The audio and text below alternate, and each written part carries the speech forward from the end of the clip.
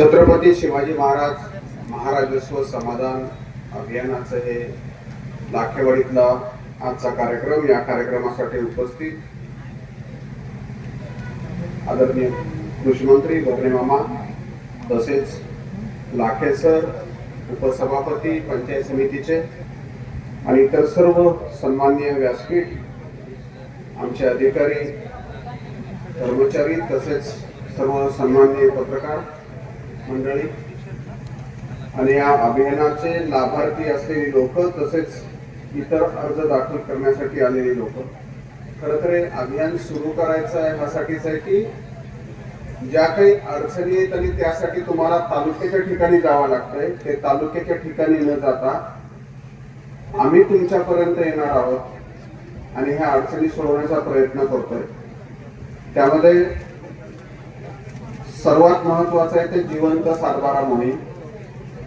ही जिवंत सातबारा मोहीम पूर्वी होती ती फक्त आपण जे कोणी मयत खातेदार आहेत त्यांच्या वारस नोंदी आपण घेतल्या, पण आता त्या तेवढ्या वारस नोंदी पुरतं नाही राहिलं हे, तर हे आणखीन वाढवलंय आपण. कुळ कायद्याच्या बरेच जणांच्या शर्ती नवीन जमिनीच्या कुळ कायदा शर्त आहे. बरीच लोक बारामतीमध्ये माझ्याकडे येतात आणि म्हणतात सर ते वर्ग 2 असल्यामुळं मला लोन काढायला अडचण येते, ते म्हणतात प्रांतांचं पत्र आणा. सातबारा बघितला की दिसतं की कुळ कायद्याची शर्त आहे. कुळ कायद्याच्या शर्तीला कमी करायला फार काही लागत नाही. जर तुम्ही कुळ म्हणून जर तर मालक म्हणून तुम्ही आलेला असाल तर सातबाऱ्यावरच्या सारा जो आहे, आकार जो आहे, त्याच्यात 40 पट रक्कम भरावी लागते. म्हणजे 2 रुपये सारा असेल तर 80 रुपये भरायचे. हा सातबारा वर्ग 1 चा होईल. याच्यावरची शर्त कमी होईल. आणि हा जे सुधारणा आहे ती 2015 सालीच झालेली आहे, परंतु बऱ्याच नोंदी अजून त्या शिल्लक आहेत. अज्ञान पालककर्त्याच्या बऱ्याच नोंदी आहेत. जी मुलं 18 वर्षाची झाली परंतु अजून त्यांची नावांसमोर आईचं, वडिलांचं कोणाच तरी अज्ञान पालककर्ता म्हणून नाव आहे, ते कमी करता येईल. जुन्या नोंदी पूर्वी एकुम्या, एकुकू म्हणजे एकत्र कुटुंब मॅनेजर म्हणून, एकत्र कुटुंब पुरुष म्हणून, एकत्र कुटुंब करता म्हणून अशी नोंदी होत्या. पूर्वी आम्ही वारस नोंद घेताना सगळ्यांची नोंदी घ्यायचो, घरातल्या एका मोठ्या माणसाचं नाव एकत्र कुटुंब मॅनेजर म्हणून टाकायचं आणि ती अजून नोंदी तशाच आहेत. मग कालांतराने असं होतं की ते एकुम्यात कधीतरी आमच्याच माणसाकडनं उडलं जातं, नाहीतर एकुम्याचा माणूस वारला की त्याचेच पोरांची नावं फक्त लागतात, बाकीच्या वारसांचा कुठंच संबंध राहत नाही. आणि मग नंतर त्यांच्या हेलपाटे सुरू होतात. तलाठ्याकडे अर्ज दे, तहसीलदाराकडे दे, मग माझ्याकडे अपील कर. तर माझी सर्वांना विनंती आहे की एकुम्याच्या अशा नोंदी कुठल्या असतील तुमच्या तर त्या कमी करून घ्या, सगळ्या वारसांची नावं त्यावर आणा. तगाई कर्ज आहे, बंडिंगचं कर्ज आहे, हे जुनं फार पूर्वी शासनाने बंद केलंय, सगळी माफ केलेली आहेत, पण अजूनही काही सातबाऱ्यांवर त्या तगाईच्या आणि बंडिंगच्या नोंदी आहेत, त्या कमी करता येतील. बऱ्याच जे आहेत ते नजर गहाण म्हणून नोंदी आहेत. जुनं कधीतरी आज्यानी पंजानी कर्ज कोणाकडनं तरी काढलं, ते अजून नोंद सातबाऱ्यावर आहे नजर गहाण म्हणून. तर त्याचं काही नाही, एक साधं शपथपत्र करून द्यायचं की ह्याच्या पुढे जर कधी देणाऱ्यांनी मला मागितलं तर मी ते परत करीन, ह्याचं शपथपत्र देऊन टाका, आम्ही ती नोंद कमी करतो. आणि सर्वात महत्वाचं, जी कोणी सरपंच मंडळी आहेत, ग्रामपंचायतचे सदस्य आहेत, तुमच्या गावातल्या शाळेच्या नोंदी, तुमच्या गावातल्या स्मशानभूमीच्या नोंदी ह्या आमच्या सातबाऱ्यावर आहेत का हे बघा. जेव्हा मामा तुमचा निधी काहीतरी टाकतात आणि मग तुम्ही पळापळी करता, साहेब सातबाऱ्यावर नोंद नाही, तिकडनं कलेक्टर ऑफिस म्हणतात सातबाऱ्यावरच्या नोंदीचा सातबारा घेऊन या, ह्या स्मशानभूमीची नोंदीचा आहे, शाळेचा आहे. बऱ्याच शाळेच्या नोंदी आणि स्मशानभूमीच्या नोंदी ह्या सातबाऱ्यावर नाहीयेत. अशा काही नोंदी असतील तर त्याचे आमच्याकडे अर्ज द्या, आम्ही त्या प्रोसेस करतो आणि त्या नोंदी आपण स्मशानभूमीच्या आणि शाळेच्या नोंदी याच्यावर घेऊ. तुकडेबंदीच्या कायद्याचा खूप शासनाने नवीन निर्णय घेतला आणि पूर्वी आपण 25% रेडी रेकनरच्या चालूच्या घ्यायचो, ते आता एकही न पैसा न घेता आपण ते तुकडेबंदीच्या नोंदी ज्या आहेत, इतर अधिकाऱ्याच्या बेकायदेशीर व्यवहार म्हणून लागलेल्या नोंदी आहेत तुकडे बंदी खालच्या, तर ते आपण कमी करतोय. फक्त त्यात अट एकच आहे की ही जमीन नगररचनेच्या कार्यालयाच्या अभिप्रायानुसार एकतर रहिवासी किंवा वाणिज्यिक किंवा औद्योगिकच्या झोनमध्ये पाहिजे किंवा गावठाणापासून 200 मीटरच्या अंतरात पाहिजे, किंवा जर मोठं 5000 पेक्षा जास्त लोकसंख्येचं गाव असेल तर 500 मीटरच्या याच्यात पाहिजे. तर ह्या तुकडीबंदीच्या नोंदीचं पण आपण जे आहे ते काम करतोय आणि हे सगळं तहसीलदारांच्या स्तरावर होणार आहे. सगळ्यात महत्वाची एक नवीन योजना आता आलेली आहे, मुख्यमंत्री बळीराजा शेतपानन रस्ते योजना. जे रस्ते नकाशावर नाहीत पण अस्तित्वात आहेत, जे रस्ते नकाशावर आहेत. एक मिनिट सगळ्यांनी व्यवस्थित ऐका की आपलं भांडा आणि रस्ता निधी हे प्राथमिक महत्वाचे महत्वाची योजना आहे. त्याला सरकार तुम्हाला मदत करणार आहे. हे प्रत्येक वेळेस भांडण तंटा रस्त्याचं सगळं हे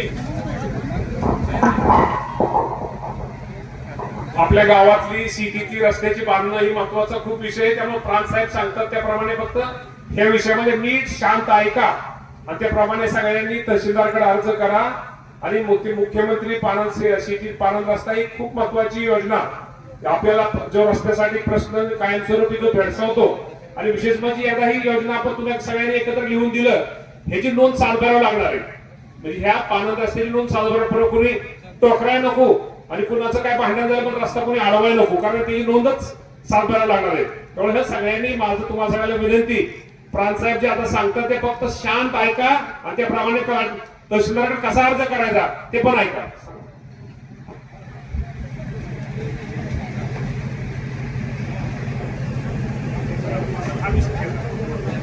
मुख्यमंत्री बळीराजा शेतपानन रस्ते योजना या योजनेचे 2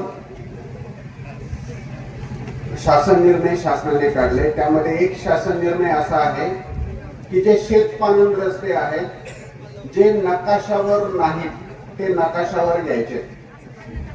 त्यामध्ये मग त्याचा हे केला की काही नकाशावर आहेत आणि मोकळे आहेत, काही रस्ते असे आहेत नकाशावर आहेत पण अतिक्रमित आहेत, काही रस्ते आहेत की नकाशावर नाहीत पण सगळे वापर करतात, आणि काही असे आहेत की नकाशावर नाहीयेत पुढं आहे काही वेळ नंतर परत कुणीतरी अडवलाय परत पुढे चालू. तर असे हे रस्ते आहेत. ह्या रस्त्यांना एक क्रमांक आपल्याला द्यायचा आहे. प्रत्येक रस्त्याला जिथं अतिक्रमण आहे तिथे तहसीलदारांकडे अर्ज करायचा आहे. मामलतदाराखाली ते रस्ते काढतील. तुम्हाला हेही सांगतो की सुपा मंडळात मामा आपण जवळपास बारामतीमध्ये 93 रस्ते लोकांच्या संमतीने नवीन तयार केले. किती? 93. काही नाही, दोन्ही बाजूचे शेतकरी एकत्र आले आणि म्हणले की असं जर आपण केलं तर हा रस्ता आम्हाला सर्वांना सोयीचा होईल. यांनी काही 5 फूट दिली, ह्यांनी 5 फूट केली, 10 फुटाचा रस्ता रेडी झाला. आणि त्याचं काही नाही, त्यांनी एक अर्ज तहसीलदारांकडे दिला आणि दोन्ही बाजूचे म्हणले की आम्हाला हा रस्ता मान्य आहे. आदेश केला की त्याला कायदेशीर बाब आली. तहसीलदारांनी आदेश केला की दोन्ही बाजूच्यांना हे मान्य आहे आणि त्याची नोंद आपण सातबाऱ्यावर घेतली आणि तो रस्ता आता आपण मुख्यमंत्री बळीराजा शेतपानन रस्त्यामध्ये घेतो. तर माझं एक म्हणणं आहे की जे रस्ते तुमचे आता नकाशावर आहेत आणि रिकामे आहेत किंवा जे रस्ते नकाशावर नाहीत पण रिकामे आहेत त्याचे मुख्यमंत्री बळीराजा शेतपानन रस्त्यासाठी घ्या. या योजनेमध्ये एका रस्त्याला जवळपास 15 लाख रुपये एका किलोमीटरसाठी मिळतील. ह्या रस्त्याचं मुरुमीकरण होईल. ह्या रस्त्याला दोन्ही साईडला ड्रेन तयार होतील.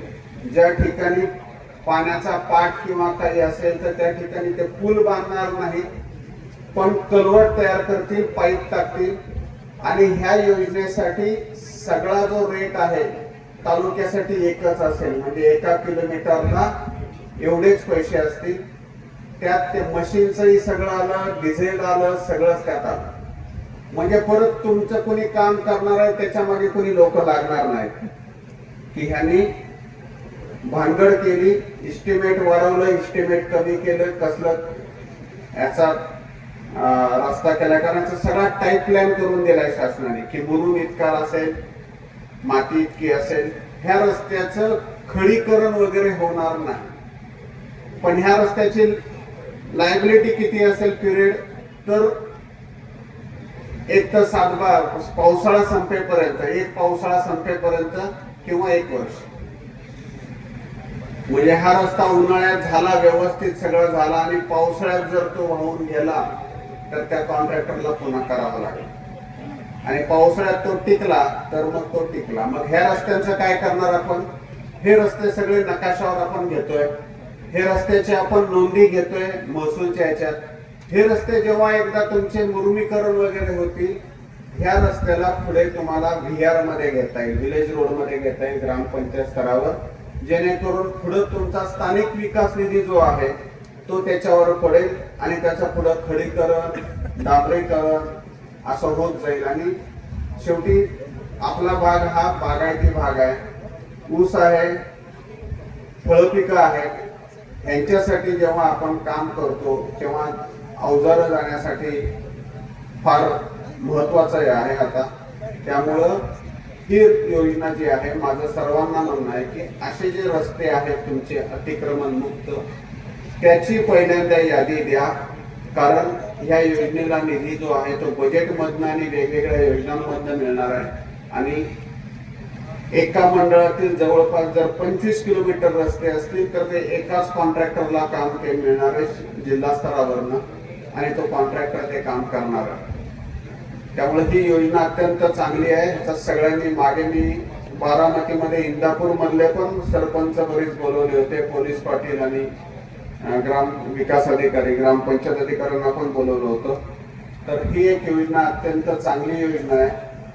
आणि ही योजना जर तुमच्याकडनं ते रस्त्यांची मागणी आली तर आम्ही उपविभागीय स्तराच्या समितीवर ह्याला मान्यता देऊन जिल्हाधिकाऱ्यांकडे पाठवू आणि जेणेकरून त्यावर निधी येईल. आणि एक अत्यंत चांगली योजना, जेणेकरून पुढचे शेत रस्ते तुमचे हे चांगले खडीकरण त्यावर नंतर पुढे तुम्हाला करता येईल. त्यामुळे ही एक योजना अत्यंत चांगली योजना आहे. ह्याचा तुम्ही सगळ्यांनी लाभ घ्या. आणि सगळ्यात शेवटी NA टॅक्स, पूर्वी अकृषक साठ्यात सगळ्यांना फिरावं लागायचं, आता अकृषकची परवानगी रद्द केली. कारण लोकांचं काय व्हायचं, NA टॅक्स पण भरा आणि घरपट्टी पण भरा, मग 2 टॅक्स व्हायला लागले. त्यामुळे शासनाने NA टॅक्स हा पूर्णपणे रद्द केलाय. आता तुम्हाला फक्त विकास परवानगी घ्यायची आणि तुमच्या जमिनीचे जे आहे एकदाच टॅक्स भरायचा आहे. आणि तो 0.1%, 0.25% आणि 4 म्हणजे 1000 चौरस मीटर पर्यंत 0.1% रेडी रेकनरच्या, 4000 चौरस मीटर पर्यंत 0.25% रेडी रेकनरच्या, आणि 4000 चौरस मीटरच्या पुढे असेल तर 0.5% रेडी रेकनरच्या. त्यामुळे ही रक्कम एकदाच तुम्हाला शासनाकडे जमा करायची, दरवर्षी टॅक्स गोळा करायची गरज नाही. आणि जे पूर्वीचे आहेत, ज्यांचं पूर्वी NA झालेलं आहे, त्यांना आता NA टॅक्स भरायची गरज नाही. जर थकबाकीदार असतील तरी सुद्धा त्यांना NA टॅक्स भरायची गरज नाही. त्यांचा जो टॅक्स आहे तो आता टॅक्स आम्ही आकारणार नाही, त्याचं अधिमूल्याचे जे आहे ते आम्ही तुम्हाला आकारणी करून नोटीस देऊ. ते आमच्याकडे भरलं की तुमचा आणि आमचा NAचा संबंध संपला. फक्त शेतघरासाठी जी परवानगी आहे ती शेतघराला पण आता NAची, पूर्वी PDCC बँक तुम्हाला कर्ज द्यायची शेतघराला, आता NA टॅक्स नाही, आता बांधकाम परवानगी आमच्याकडनं घ्यायची आणि बांधकाम परवानगीवर तुम्हाला जे आहे ते कर्ज मिळेल. तर अशा पद्धतीने हे वेगवेगळ्या सुधारणा शासन आणतंय आणि तुमच्यापर्यंत पोहोचण्याचा प्रयत्न करतंय. प्रत्येक आठवड्यात एका मंडळात दर शनिवारी हा कार्यक्रम आहे. हा पूर्ण महाराष्ट्रभर सुरू आहे. आज जवळपास आपण 206 लाभार्थ्यांना वेगवेगळे लाभ देतोय. आणि तेवढेच परत आणखीन काही लोक आहेत की वेगवेगळ्या कामासाठी अर्ज करतील आणि आम्ही ते काम जे आहे ते पूर्ण करून परत त्यांना त्याचा लाभ देऊ, जेणेकरून लोकांपर्यंत आम्ही पोहोचण्याचा प्रयत्न करतोय. तुम्ही सुद्धा जे आहे तुमच्या कुठल्या अडचणी असतील त्या निश्चितपणे आमच्या लोकांना आजही सांगा. हा कार्यक्रम संपल्यावर आमची लोक इथंच थांबणार आहेत. तुमचे अर्ज काय असतील ते जमा करून घेणार आहेत. या निमित्तानं या ठिकाणी आज आदरणीय मामांनी आम्हाला वेळ दिला आणि तुम्ही खूप सर्वांनी, आता ऊन झाले तरी सगळेजण थांबले. फक्त माझं पुन्हा मामांनी आवाहन केल्याप्रमाणे एक आहे की मुख्यमंत्री बळीराजा शेत रस्त्यासाठी तुमच्या प्रत्येक गावातून जे रस्ते सध्या रिकामे आहेत, मोकळे आहेत, त्याची नावं द्या, जेणेकरून ते आपल्याला या योजनेमध्ये घेता येतील. आणि ज्याच्यावर अतिक्रमण आहे त्या तहसीलदारांकडे केसेस त्याच्या द्या. ते जेव्हा अतिक्रमण काढू त्यानंतर ते रस्ते सुद्धा या योजनेमध्ये पुढच्या वर्षी घेता येतील. एवढं बोलतो आणि मी आपली रजा घेतो. धन्यवाद. धन्यवाद.